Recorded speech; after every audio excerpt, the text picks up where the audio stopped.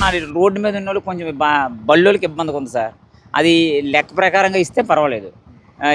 వీటి మీద అద్దెలు వసూలు చేయకన్నా, ఇప్పుడు నాది తోపుడు బండే, ఇలా చేయకన్నా బతుకు తెరువు ఏదైనా చూపిస్తే మంచిదే ప్రభుత్వం. ఇప్పుడు జీవీఎంసీ వాళ్ళు ఆల్రెడీ కూడా గుర్తించి వాళ్ళందరికీ కూడా హ్యాకర్ జోన్స్ ఇస్తామని చెప్తున్నారు. ఎవరో ఇస్తే మంచిదే.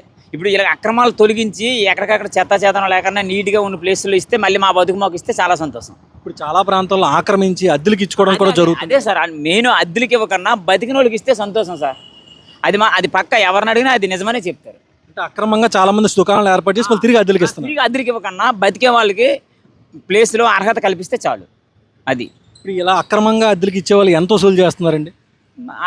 అనుకోవడం అయితే 500 నుంచి 1000 రూపాయలు 2000 వరకు చేస్తున్నారు. అది మాత్రం కరెక్ట్ కాదు. రోజుకి అంటున్నారు. అది అనడం తప్ప అది ఎంతవరకు నిజమని తెలియదు. అది మాత్రం అలా వసూలు చేయడం మాత్రం చాలా అన్యాయం.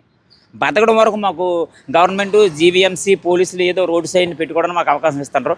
అలా ఇచ్చి బండి పెట్టి తీసినట్టు మమ్మల్ని వెళ్ళిపోయి మళ్ళీ సాయంత్రం మా వ్యాపారం మమ్మల్ని చేసుకున్నట్టు ఇస్తే మంచిది. ఇలా వాకర్స్కి ఇబ్బంది ఉండదు, ఎటువంటి ట్రాఫిక్ ఉండదు, బాగానే ఉంటుంది. ఇలాంటి ఆక్రమణలు తొలగించినప్పుడు జీవీఎంసీ చేస్తూ మంచి పని అంటారా? మంచి పని కానీ మొత్తం పూర్తిగా తొలగించిస్తే మాత్రం మరి మా పొట్ట కొట్టినట్టే కదా సార్. పూర్తిగా తొలగించకన్నా మాకు ఏదైనా కల్పించాలి. మాకు సాయంత్రం పూటనే బతకడానికి మాకు ప్లేస్ చూపిస్తే చాలు. కెమెరా పర్సన్ మౌలానాతో దుర్గాప్రసాద్.